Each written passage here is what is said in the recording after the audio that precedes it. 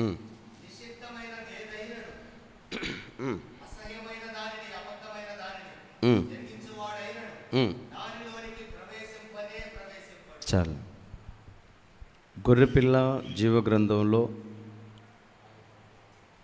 ఎవరి పేరైతే రాయబడి ఉందో వారు మాత్రమే పరలోకంలో ప్రవేశిస్తారు. కానీ ఎవని పేరు అందులో రాయబడలేదో వాడు పరలోకంలోకి రాడు.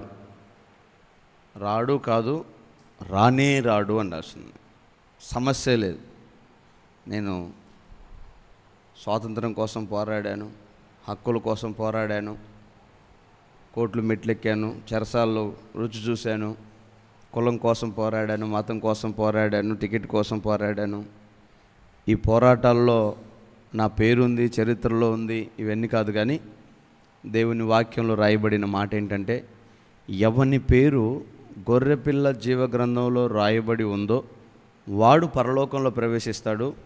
ఎవని పేరైతే రాయబడదో వాడు ప్రవేశింపడు. పరలోకంలో గ్రంథాలు చాలా ఉన్నాయి, చాలా గ్రంథాలు ఉన్నాయి పరలోకంలో. కానీ గొర్రెపిల్ల జీవగ్రంథం ఒకటే ఉంది. గొర్రెపిల్ల జీవగ్రంథము అంటే మన ప్రభు అయిన యేసుక్రీస్తు రక్తము ద్వారా ఎవరు కడగబడి పాప విముక్తి పొందుకుంటారో వారు గొర్రెపిల్ల జీవగ్రంథంలో పేరు రాయించుకుంటారు. మనం బాప్తిసం ఇచ్చేటప్పుడు చెప్తాం, మీ పేరు పరలోకంలో జీవగ్రంథంలో రాయబడింది అని. అంటే ఎవరైతే యేసు రక్తంలో కడగబడి పాపక్షమాపణ పొందుతారో వారు పరలోకంలో జీవగ్రంథంలో పేరు రాయబడుతుంది. ఆ పేరు బ్రతుకును బట్టి కొట్టివేయబడే అవకాశం కూడా ఉంటుంది. మీరు ఇది గమనించాలి. బాప్తిస్మం తీసుకున్నప్పుడు మన పేరు జీవగ్రంథంలో రాయబడుతుంది. ఒకవేళ మన సత్ప్రవర్తన సరిగా లేకపోతే మన పేరు కొట్టివేయబడుతుంది జీవగ్రంథంలో నుంచి. అయితే కొట్టివేసే సంగతి అటు పక్కన పెడితే, దేవుని రాజ్యంలోకి మనం ప్రవేశించాలంటే మొదట మన పేరు జీవగ్రంథంలో రాయబడాలి. ఈ లోకంలో చాలామంది కొన్ని హిస్టరీలో, పేపర్లో, రికార్డ్స్లో, అది ఏ రికార్డ్ అయినా కానీ, లిమ్కా బుక్ ఆఫ్ రికార్డ్ అని, గిన్నీస్ బుక్ రికార్డ్ అని రకరకాల ఉన్నాయి. వీటన్నిటిలో పేర్లు రాయించుకోవాలని, పేరు కనబడాలని ప్రయత్నాలు చేస్తూ ఉంటారు. కానీ దేవుని వాక్యంలో రాయబడింది, వాటన్నిటిలో పేరున్నా లేకపోయినా మనకు ఒరిగేది లేదు. కానీ జీవగ్రంథంలో మన పేరు ఉండాలి అని. ఎందుకని మన పేరు జీవగ్రంథంలో ఉండాలంటే దేవుని రాజ్యంలోకి ప్రవేశించడానికి. దేవుని వాక్యంలో కోరేషు అనేటువంటి ఒక వ్యక్తి కొంతమంది ప్రజల విముక్తి కొరకు ప్రయాసపడతాడు. కొంతమంది రాజులతో పోరాటం చేస్తాడు, ప్రార్థన చేస్తాడు, విజ్ఞాపన చేస్తాడు. దేనికయ్యా ఇంత తపన పడుతున్నావంటే, నా ప్రజల్ని రాజ్యంలోనికి తీసుకొని వెళ్ళాలి, అందుకని నాకు అనుమతి కావాలి అంటాడు. ఏం చేయడానికి? రాజ్యంలోకి వెళ్ళి మీరు ఏం చేస్తారంటే, అక్కడ అంటాడు, ఎజ్రా గ్రంథం మొదటి అధ్యాయం, ఎజ్రా పుస్తకం మొదటి అధ్యాయం 2వ వచనాన్ని చదువుదాం.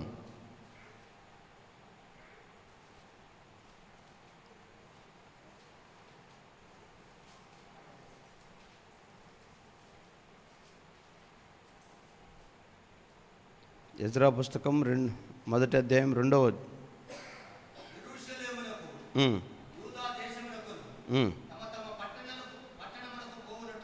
పట్టణాలకి పోయేటట్లుగా జెరుబ్బాబేలు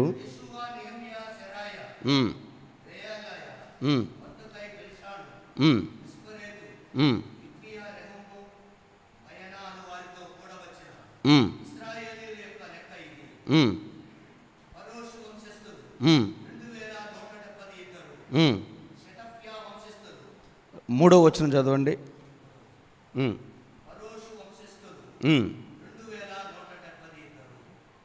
1వ అధ్యాయమేనా?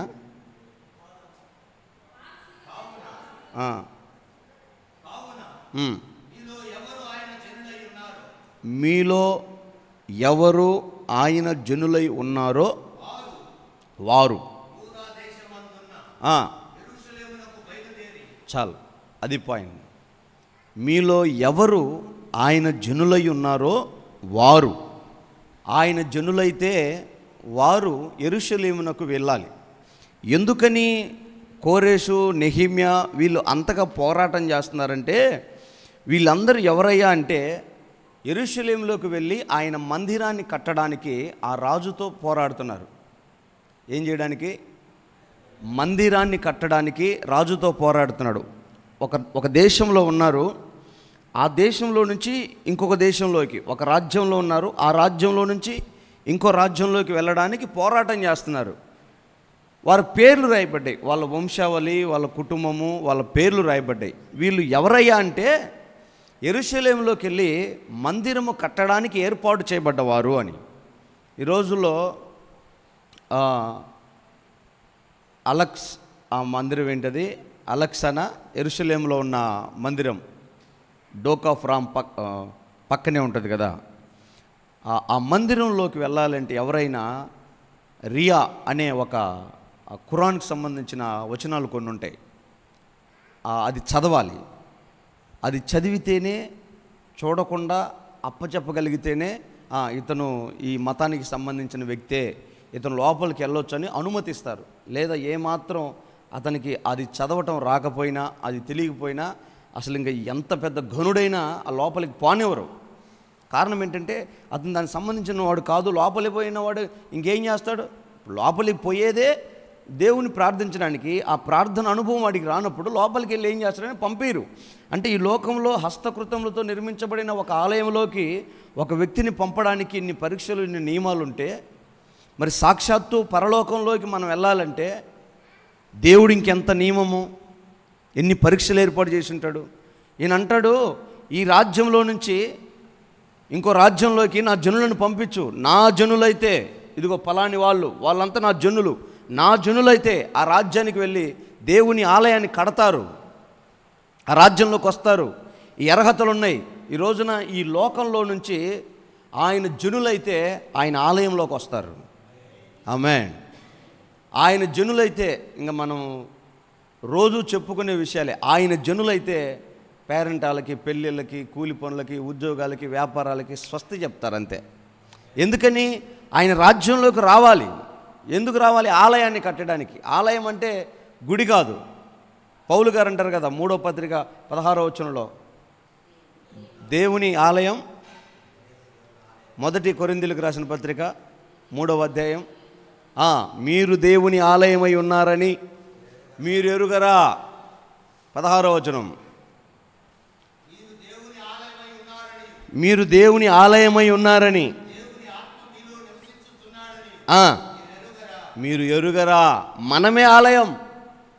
ఈ ఆలయాన్ని లోకంలో కట్టకూడదు, ఈ ఆలయాన్ని రాజకీయాల్లో కట్టకూడదు, ఈ ఆలయాన్ని కులంతో, మతంతో ముడేయకూడదు, ఈ ఆలయాన్ని లోక సంబంధమైన వ్యవహారాలతో సంబంధం పెట్టకూడదు. ఈ ఆలయాన్ని దేవుని రాజ్యములో, అంటే దేవుని మందిరములో కట్టాలంట. ఆమేన్. నా జనులైతే, బాప్తిసం పొందిన వాళ్ళు, నన్ను నమ్మిన వాళ్ళు, వెంబడిస్తున్న వారు, నా జనులైతే, నా ప్రజలైతే నా రాజ్యంలోకి వస్తారు. ఎందుకు వస్తారయ్య అంటే వాళ్ళ ఆలయాలు కట్టడానికి వస్తారంట. ఆమేన్. మనం కట్టబడుతున్న, దేనితో కట్టబడుతున్నాం? మనం నీలాంజనాలతో కట్టబడుతున్నాం, నీలములతో పునాదులు వేయబడుతున్నాం. మనం కట్టబడుతున్న పట్టణం మనమే, యెరూషలేమే. సంఘ ప్రతిరూపమే యెరూషలేం పట్టణం. మనం కట్టబడుతున్నాం.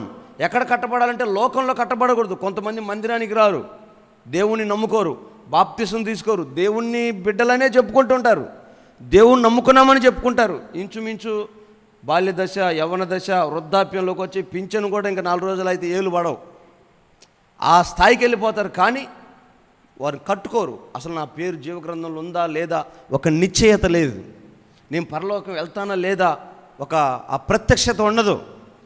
నా భక్తిని దేవుడు అంగీకరిస్తాడా, నేను దేవుని రాజ్యానికి వెళ్ళగలనా, ఆ అనుభవం కానీ ఆ ఆశ కానీ వారికి ఉండదు.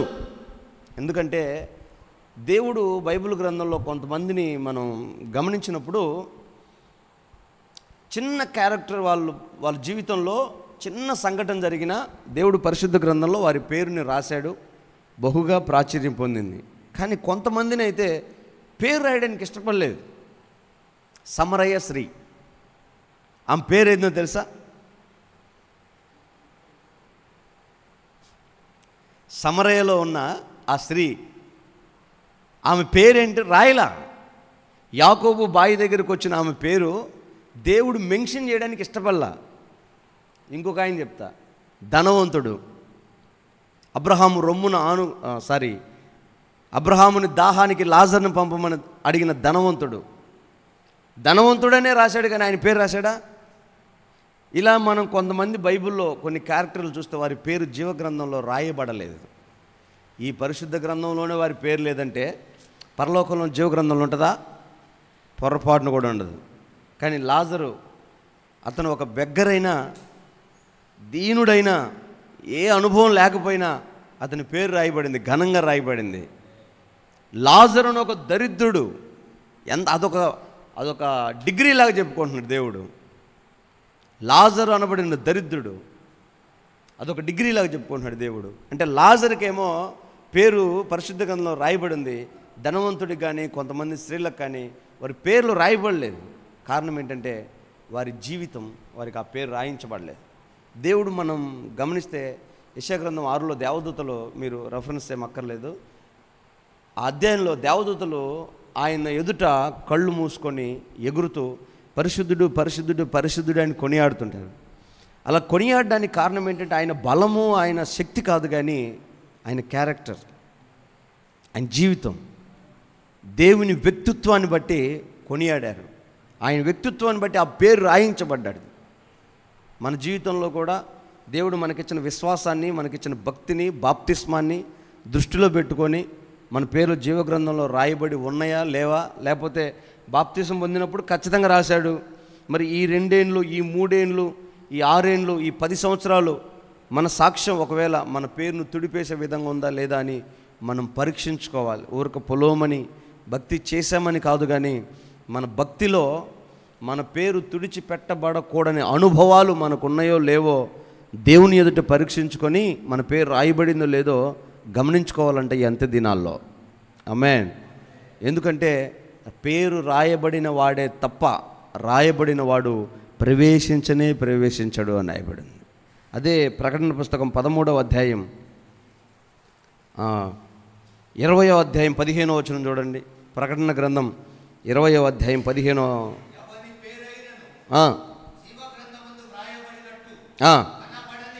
కనబడిన ఎడల ఫిలిప్పీ పత్రిక 4:3, ఫిలిప్పీలకు రాసిన పత్రిక 4వ అధ్యాయం 3వ వచనం.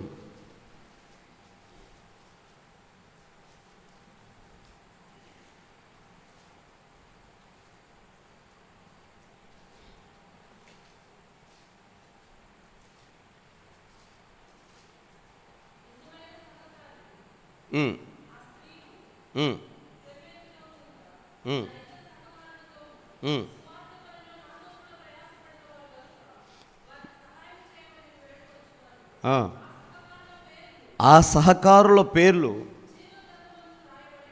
ఆమేన్. ఇక్కడ 2 మాటలు మనం చదువుకున్నాం. ఎవని పేరైనను జీవగ్రంథమందు రాయబడకుండుంటే, ఈసారి వారి ప్లేస్ని డిసైడ్ చేసి చెప్తున్నాడు దేవుడు.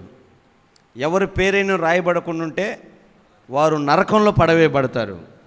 ఎవరి పేర్లు రాసి ఉంచుతాడంటే, ఎవరైతే సేవలో సహకారులుగా ఉంటారో, పరిచర్యలో సహకారులుగా ఉంటారో, ఆత్మలు రక్షించే విషయంలో సహకారులుగా ఉంటారో వారి పేర్లు ఖచ్చితంగా జీవగ్రంథంలో రాయబడి ఉంటుంది అని చెప్తున్నాడు. అంటే రాయబడేవారు ఎవరో, వారి క్యారెక్టర్ ఏంటో చెప్తున్నాడు, ఎందుకు రాయబడాలో చెప్తున్నాడు, రాయబడకపోతే కలిగే నష్టమేందో చెప్తున్నాడు. క్లియర్. అంటే మనం దేవుని రాజ్యానికి వెళ్ళడానికి ఒకవేళ ఈ లోకంలో ఉన్నట్టుగా అర్హత, ఐడి కార్డు, ఇప్పుడు ఈ మన భారతదేశంలో దేశ సరిహద్దులో కాపాడుతున్న మిలిటరీ వాళ్ళకి ఒక గూఢాచార వ్యవస్థ ఉంటుంది, దాన్ని రా అంటారు. ఇజ్రాయెల్కి ఒకటి, రకరకాల దేశాలకి రకరకాల వ్యవస్థలు ఉంటాయి. ఆ రాలో పనిచేస్తున్న వాళ్ళకి ఐడి కార్డుల కంటే ముఖ్యంగా ఈ వాటిని ఏమంటారంటే కోడ్స్ ఉంటాయి. ఐడి కార్డు కంటే ఆ కోడ్ ముఖ్యం. ఆ కోడ్ చెప్పకపోతే రాలో అతను లేనట్టే అర్థం. ఆ కోడ్ కంపల్సరీ. ఎందుకంటే అదే వస్త్రాలు వేసుకొని, అదే రకమైన గన్నులు పట్టుకొని, అదే రకమైన వేషంతో ఒకవేళ బార్డర్లో ఇంకొకటి కనపడ్డాడు అనుకో, నేను కూడా ఇండియన్ ఆర్మీ అంటే మనకు తెలియదు కదా, ఎక్కడెక్కడ సిద్ధపడుతున్నారో, ఎక్కడెక్కడి నుంచి వస్తున్నారో, ఏ బ్యాచ్లు వస్తారో తెలియదు కదా. నేను కూడా ఇండియన్ ఆర్మీ అంటే అక్కడ ఒప్పుకోరు. ఖచ్చితంగా ఆ కోడ్ చెప్పాలి. ఆ కోడ్ చెప్తేనే బార్డర్లో ఉన్న సైనికులు క్షేమంగా ఉంటారు, లేకపోతే వాళ్ళే కాల్చుకొని చచ్చిపోతారు, మన వాళ్ళైనా సరే. ఎందుకంటే ఆ కోడ్ చాలా ప్రాముఖ్యమైనది. ఒకవేళ ఈ లోకంలోనే నిన్ను కాపాడుకోవడానికి అర్హత, బ్రతికి బట్ట కట్టాలంటే అర్హతకి కావాలంటే అది అంత ముఖ్యమైతే నీ పేరు రేపు పరలోకంలోకి వెళ్ళగానే ఏదైనా చిన్న ప్రార్థన చేయ లోపలికి పంపిస్తాను అన్నాడు అనుకో, ఇక భోజనం కాడ కూర్చొని చేసినట్టు చేతేట. ఒక 2 వాగ్దానాలు లేకపోతే, 2 మాటలు ప్రార్థన తెలియకపోతే, సువార్త ఉద్దేశం తెలియకపోతే, దేవుని ప్రేమను ప్రకటించడానికి 4 మాటలు మన మనసులో లేకపోతే, విస్తారమైన మాటలు మాట్లాడడానికి దేవుడు మనకి నోరిచ్చింది.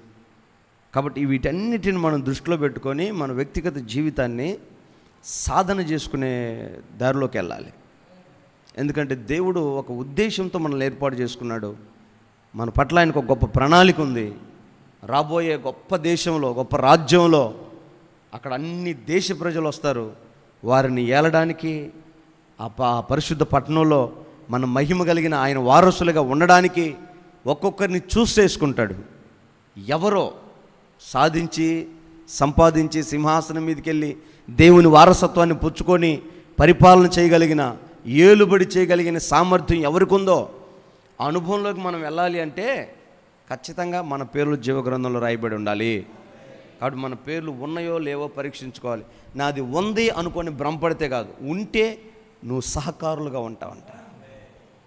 పౌలు గారు అంటారు కదా క్లెమెంతో, వీరు నాకు సహకారులు కనుక వీరి పేర్లు దేవుని జీవగ్రంథంలో రాయబడి ఉంటాయి. లేకపోతే అంత మెన్షన్ చేసి చెప్పాల్సిన అవసరం లేదు. కాబట్టి ఎందుకు రాయబడాలో చెప్పాడు, రాయబడకపోతే ఏమవుద్దో చెప్పాడు, ఎలా ఉంటే మన జీవితం ఎలా ఉంటే రాయబడుతుందో చెప్పాడు. ఇంకా చెప్పాలంటే ఎవరి పేర్లు జీవగ్రంథంలో రాయబడి ఉంటాయంటే హెబ్రీయులకు రాసిన పత్రిక 12వ అధ్యాయం 23వ వచనంలో ఒక మంచి హైయెస్ట్ క్వాలిఫికేషన్ కలిగిన మాట చెప్తాడు. పరలోకమందు అది చాలండి, పరలోకమందు రాయబడి ఉన్న జ్యేష్ఠుల సంఘం. జ్యేష్ఠులు అంటే గొప్పవారు, పెద్దవారు, ఉన్నతమైన వాళ్ళు. ఏంట్లో గొప్పోళ్ళయ్యా అంటే ఇంక నీ ఇష్టం. ప్రాసతో కూడిన ప్రసంగం చెప్పడానికి నాకు ఇష్టం లేదు, కానీ ఇంక నువ్వు లెక్కేసుకో. భక్తిలో గొప్ప, ప్రార్థనలో గొప్ప, పరిచర్యలో గొప్ప, సహకారంలో గొప్ప, విధేయతలో గొప్ప, అన్ని విషయాల్లో గొప్పోళ్ళు, తగ్గించుకునే విషయంలో గొప్పోళ్ళు, ప్రార్థనకు ముందు వచ్చే విషయంలో గొప్పోళ్ళు, ప్రార్థనకు ఆసక్తి చూపించే విషయంలో గొప్పోళ్ళు. వీళ్ళు గొప్పోళ్ళు, మనమే గొప్పోళ్ళం వేస్తున్నాం. వాళ్ళు కాలు చాపి ఇంటి దగ్గర పడుకోకుండా దేవుని మాటకు సమాజంగా కూడుకొనుట మానక అని రాయబడిన ఆ మాటకు లోబడి విధేయులమై ఇక్కడికి వచ్చామే, మనమే గొప్పోళ్ళం. ఏం తిని మనం పడుకోలేమా? ఈరోజంతా నా మైండ్ ఒక రకమైన డిస్టర్బెన్స్లోకి వెళ్ళిపోయింది. ఎందుకు వెళ్ళిందంటే ఈ లోక సంబంధమైన దాని గురించిన చింత కాదు, పరలోక రాజ్యాన్ని గురించినటువంటి చింత. ఒక వాక్యం నేను ధ్యానం చేస్తున్నప్పుడు ఆ మాట నన్ను కలిచేసింది. అదే ఆలోచన చేసుకుంటూ బాధగా ఉంది. సంతనూతన పాడు కూడా వెళ్ళి కొండేపు వచ్చిన తర్వాత బ్రహ్మాండతో చెప్పా, నేను కిందకి రాలేనన్నా, నేను నిలబడలేను, మానసిక ఒత్తిడిలో ఉన్నా, ఎలాగో రేపు ఉంది కదా కొద్దిసేపు ప్రార్థన చేసుకొని ముగించండి కూడా చెప్పా. ఆయన ఇక్కడే ఉన్నాడు, ఆయనతో మాట్లాడా. నేను పైకి వెళ్ళిన తర్వాత మీ ఆసక్తి, మీ స్వరం విని, మీ మోకాళ్ళు చూసి నేను ఉండలేకపోయా. దేవునికి మహిమ కలుగును గాక. అదే గొప్ప మనసు. నేను పండుకుంటూ నన్ను అడిగేవాడు ఎవరన్నా నాకంటే సీనియర్లు పెద్దోళ్ళు ఎవరు ఉన్నారా, మన మీద అధికారులు ఎవరు ఉన్నారా, ఏందా పాస్టర్ గారు డ్యూటీకి రాలేదని అడిగేవాళ్ళు ఎవరు ఉన్నారా? పోనీ మీరైనా కనీసం పక్కకి వెళ్ళైనా ఏంది పాస్టర్ గారు మనం అంత దూరం నుంచి ఆయన రాలేదు అనుకున్న వాళ్ళు కూడా లేరు కదా. నిజంగా నాకు కావాలని సోమరితనంతో పడుకున్నా కూడా మీ ప్రేమ ఎంత గొప్పదంటే, పాపం పాస్టర్ గారు బలహీనంగా ఉండి పడుకున్న అనుకునేంత గొప్పదే. అయినా ఇప్పుడు చెప్పానే ఏ విషయంలో గొప్పవారంటే జ్యేష్ఠుల సంఘం అయితే ఆయన పాదాల దగ్గరే ఉంటుంది. ఆమేన్. మనం ఆ జ్యేష్ఠుల సంఘంగా మారాలి. జ్యేష్ఠుల సంఘం పరిశుద్ధతని, భక్తిని, ఈ ఉన్నతమైన ఉపదేశాన్ని ఖచ్చితంగా క్యాచ్ చేస్తారు. పెద్ద పాస్టర్ ముందు నుంచి ఉన్నాడు, ఆహా పాపం, ఆహా. అసలు ఇలాంటి మాటలు జ్యేష్ఠుల సంఘంలో కనపడవు. ప్రకటన గ్రంథం 3వ అధ్యాయము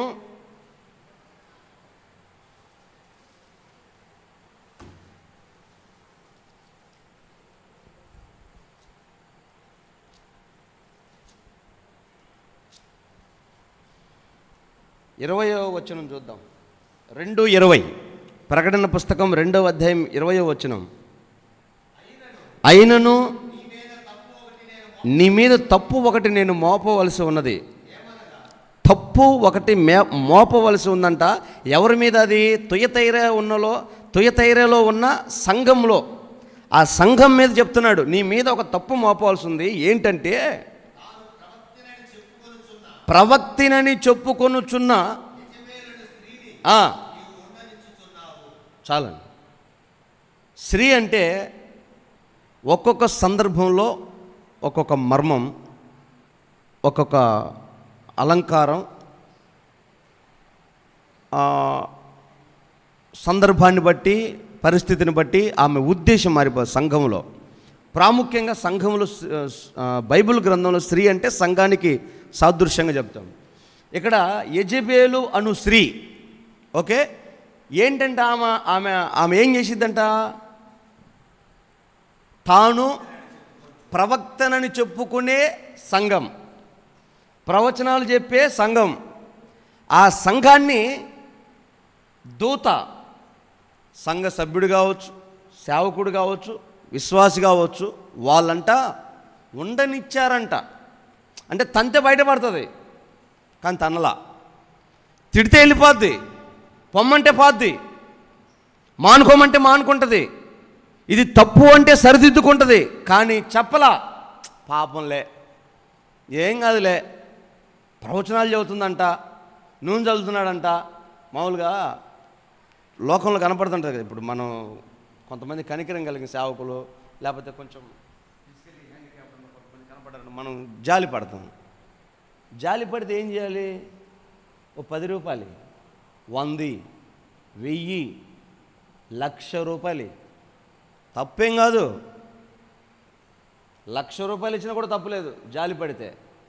కానీ ఆధ్యాత్మిక విషయంలో జాలి పడితే మన కాలు మనం నరుక్కున్నట్టే, మన కన్ను మనం పెరిగేసుకున్నట్టే. ఆధ్యాత్మిక విషయంలో జాలి పడకూడదు. ఉండనిచ్చారంటే ప్రవక్త అని చెప్పుకుంటుంటే, ఏయ్ ఏం ప్రవచనాలు చెప్తున్నాను? సంఘాన్ని పాడు చేసే ప్రవచనాలు, దారి తెప్పించే ప్రవచనాలు, దేవుని దగ్గర నుంచి, దేవుని వాక్యంలో నుంచి డైవర్ట్ చేసే అనుభవాల్లోకి తీసుకెళ్తున్నావు. తప్పు ఇది అని చెప్పాల్సినటువంటి వారు ఉండనిచ్చారంట, సర్దుకున్నారంట. ఇది జ్యేష్ఠుల సంఘం కాదు. జ్యేష్ఠుల సంఘము కాకపోతే వారి పేర్లు పరలోకంలో లేవు.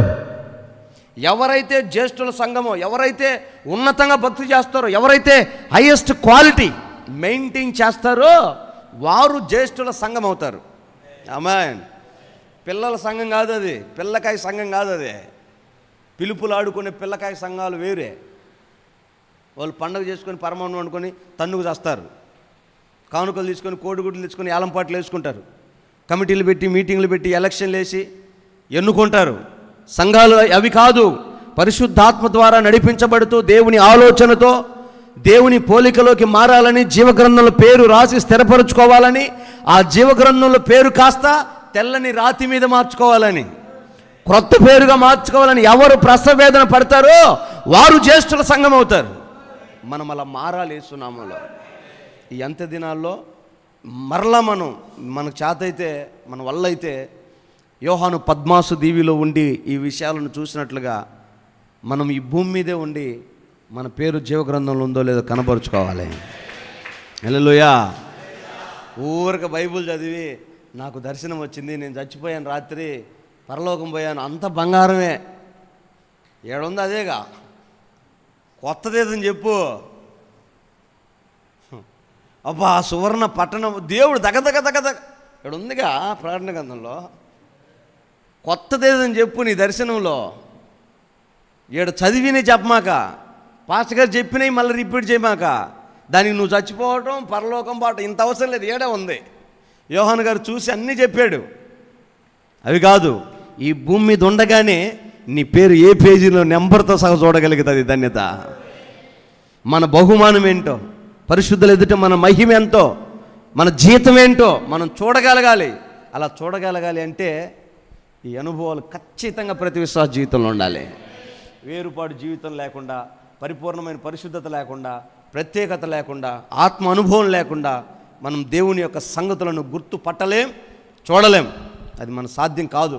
కాబట్టి అంత్య దినాల్లో దేవునికి దగ్గరగా ఉండే మనసు, ఈ జీవన సంబంధమైన వ్యాపారాలలో, ఈ సమస్యలలో, ఈ లోక సంబంధమైన జీవన వ్యాపారంలో చిక్కుకొని లోకానికి అడిక్ట్ అవ్వకుండా, వాటిలోంచి సులువుగా చిక్కులు పెట్టి ఆ పాపంలోంచి కాస్త బయటకు వచ్చి దేవునికి దగ్గరగా మారి ప్రార్థన చేసుకుంటూ, కనిపెట్టుకుంటూ, దేవుని సన్నిధిలో వాక్యాన్ని ధ్యానిస్తూ, వాక్యం చదువుకుంటూ, ఎక్కడ దేవుడు ఏమి రాశాడో ఆయన మాటలో ఒక పొల్లు కూడా ఒక మర్మమే అంట. కీర్తనల పుస్తకంలో మీరు చదివితే ప్రతి 8 వచనాలకి ఒక చిన్న మాట కనపడుతుంది. సెల, ఆపే కదా, ఆ పని, కొన్ని మాటలు కనపడతాయి. ఒక ఆయన ఆ మాటలకి ఒక పుస్తకం రాసేసాడు. నాకైతే ఆశ్చర్యం, అంటే చదివే సంగతి తర్వాత దాంట్లో ఏ మర్మం దొరికిందని రాశాడు అని చూస్తే ఆయన చాలా వివరంగా రాశాడు. హిబ్రూ భాషలో ఆ పదాలకు గొప్ప అర్థాలు ఉన్నాయి. ఆ మాటల తర్వాత ఎందుకు ఈ మాట రాశాడు అన్న సంగతులు రాసుకుంటూ వచ్చాడు. అంటే ప్రతి మాటలో ఉంది. మనకు అది ఏమన్నా అర్థమవుతుందా? మీరు ఒకవేళ చదివారు, ఎప్పుడైనా కీర్తన పుస్తకం చదివారా? ఆ మాట గుర్తున్నాయి మీకు? చిన్న చిన్న పదాలు ఉన్నాయి కదా, అవి ఎందుకు అనుకున్నారు మీరు? ఖచ్చితంగా మీరు ఎలా అనుకుంటారు, ఇది ఏందో మన సంబంధం లేదు లేని పక్కకి వెళ్ళిపోయింటారు. కానీ ఆ ప్రతి పదంలో కూడా మర్మం ఉందంట. ఆ మర్మం నీకు తెలిసినప్పుడే స్వాస్థ్యం దొరుకుతుంది. ఆమె రాజుల కాలం నాటి నిధులను, గుప్త నిధులను బయటకు తీయడానికి మ్యాపులు ఉంటాయి.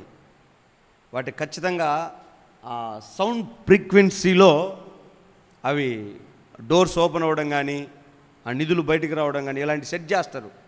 అంటే ఆనాటి జ్ఞానం వేరే అసలు. అందుకే కదా సొలొమోను జ్ఞానం ఇప్పటికి ఎవరికి రాలా, మోసే జ్ఞానం ఇప్పటికి అర్థం కాదు. ఇంత టెక్నాలజీ పెరిగినా కూడా పిరమిడ్ ఎట్లా కట్టారు తెలియట్లా. మరి మోసే ఏ ఇంజనీరింగ్ కాలేజీలో చదివాడో ఆ రేంజ్లో కట్టేశాడు. మరి అది అప్పటి జ్ఞానం ఇప్పటికి అందదు అసలు. ఇంకా మరలా చెప్తున్నా కదా, సొలొమోను చెప్పినట్టుగా కొత్తది ఏమీ లేదు, అంతా పాతదే. కాకపోతే అప్పుడు చేత్తో గీశారు స్ట్రైట్గా, ఇప్పుడు స్కేల్ పెట్టి గీసుకుంటున్నాం, అంతే తేడా. ఏమి లేదు, అన్ని పాతయే, కొత్తదేం లేదు. సమస్త విధములుగా ఏం జరిగినా పాతదే, కొత్తదేం లేదు. అలాంటి ఆ ఫ్రీక్వెన్సీస్ ఉంటాయి. దేవుని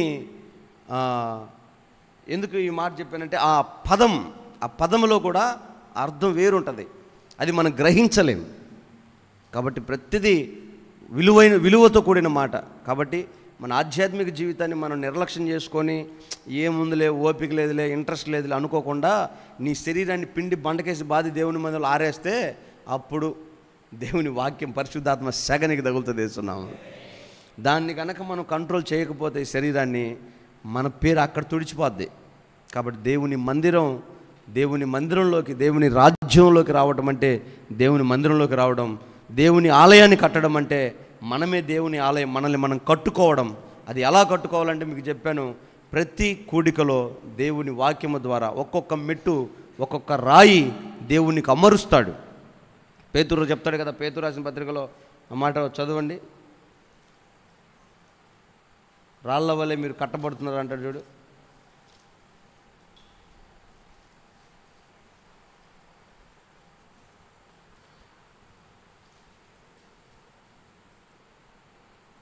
రెండవ అధ్యాయం 1 పేతురు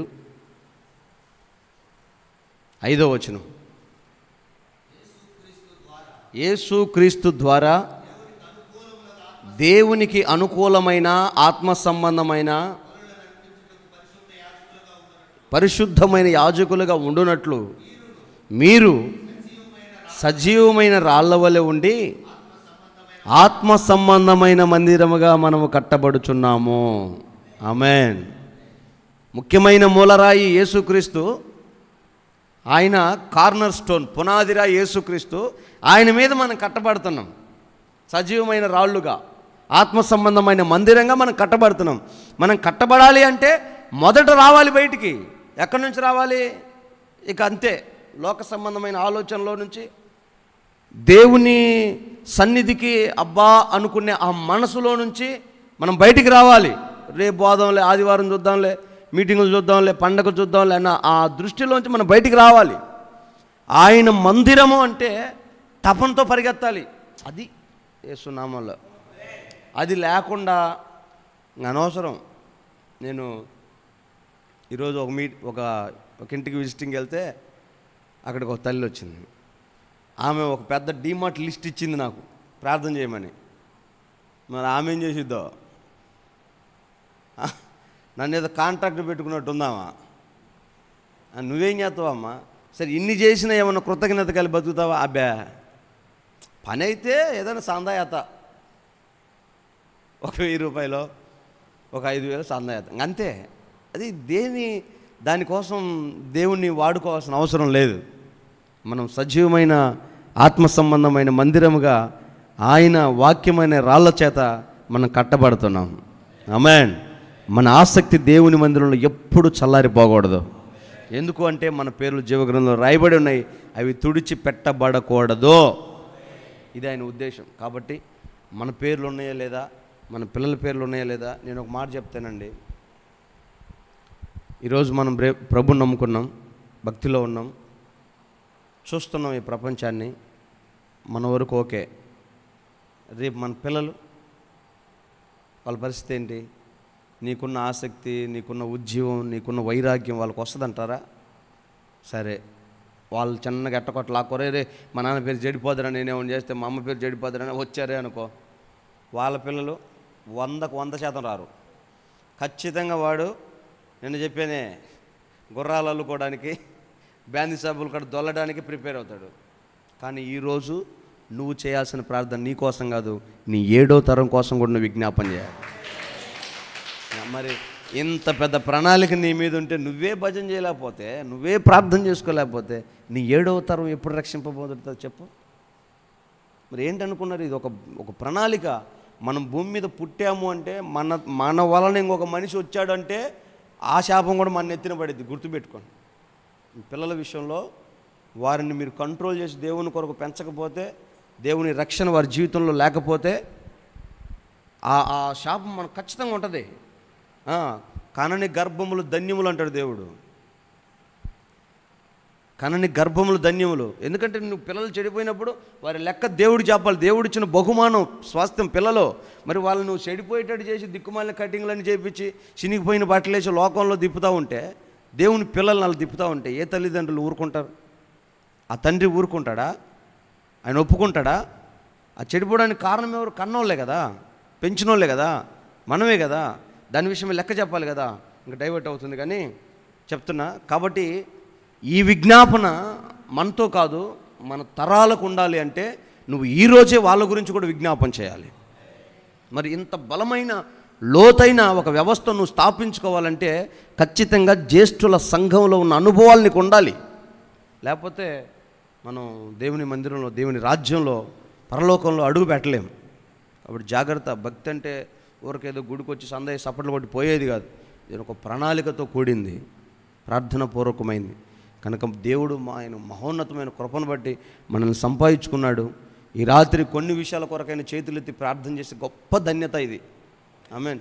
రేపు వచ్చి ఊరికి ఆరాధన చేసి చప్పట్లు కొట్టి ఎగిరి గంతులేసి 4 వాక్యాలు చెప్పి నవ్వి ఏదైనా సరదాగా చెప్పినప్పుడు 2 మాటలు నవ్వుకొని మరలా భోజనాలు చేసి వెళ్ళిపోయి, అమ్మయ్య నేను మొత్తం భక్తి చేశాను, పరలోకం ఫస్ట్ ప్లేస్ నాదే అనుకునే భ్రమపడే భక్తుల కంటే ఈ రాత్రి ప్రార్థన చేసి చేతులెత్తి గొప్పవారు, చేతులెత్తి ప్రార్థించిన వారు నిశ్చయముగా ధన్యులంతే. కాబట్టి ఈ ధన్యకరమైన జీవితాన్ని పోగొట్టుకోవద్దు. దీన్ని ఇంకా డెవలప్ చేయండి. ఇది మనుషులతో సంబంధం లేదు, నాతో అస్సలు సంబంధం లేదు. మీకు దేవుడికి కనెక్ట్ అయిపోవాలంతే. వెయిటింగ్ ఫర్ మైకు రావాలి కానీ పక్కన వాళ్ళకి మైకు పోకూడదు. అసలు ఇంకా ప్రార్థనలో పోరాడి దున్నాలేస్తున్నాములో ఆ స్పిరిట్ మనలోకి రావాలి. ఆ అనుభవం ఎప్పుడైతే వస్తుందో నీ ఇంట్లో పరిశుద్ధాత్మ దేవుడు పొదుగుతాడు. ఆయన బొదిగాడంటే నూతన సృష్టే. నీళ్ళ మీద బొడిగాడు, రాలా? 6 నెలలు రాలా? రావాల్సిందే. సైతాన్ గడు బొదిగిన అనుకో మొత్తం సర్వనాశనమే. ఆడికి పరిశుద్ధాత్మ దేవుడికి అంత తేడా ఉంటుంది. కాబట్టి చల్లారిపోయిన కొంతమంది నీ పక్కన రేపు వచ్చి కూర్చుంటారు పెద్ద మనుషులు, పొద్దున్నే తెల్ల బట్టలు వేసుకొని వచ్చి, వాళ్ళు ఎవరో గుర్తుపట్టి రాత్రి ఎందుకు పనికి మళ్ళీ పెటామని కొట్టి ఒకటి, రాత్రి అడిగిపోయినవని వేయండి ఒకటి. ఎందుకంటే భక్తి లేకపోతే కష్టం. ఇది మనకేమన్నా మనమేమన్నా వాళ్ళైనా అంత పెద్ద గనులు, మనం అంత అల్పులమా ఈ ప్రార్థనలు మనం ఉండడానికి? రేపటి ఆరాధనకు మాత్రమే వాళ్ళు ఏమైనా వివిఐపీసా చెప్తున్నా. అంటే దాని లోతు తెలియక, అనుభవం తెలియక, శక్తి తెలియక వచ్చాడంటే బలహీనులే పోనీలేరా. ఇప్పుడు ఒక కుంటోడు మనతో పాటు నడవలేడని మనం అయ్యో పాపం అంటాం. 2 కాళ్ళు నడవలేకపోతే దున్నపోతా నడవలేకపోతే ఖచ్చితంగా అదే అంటాం. మరి అన్ని అవకాశాలుండి ఇంకా చెప్పాలంటే రేపు చూసుకుందాంలే. మోకరించండి, తలలు వంచి మోకరించండి, ప్రార్థన చేసుకుందాం.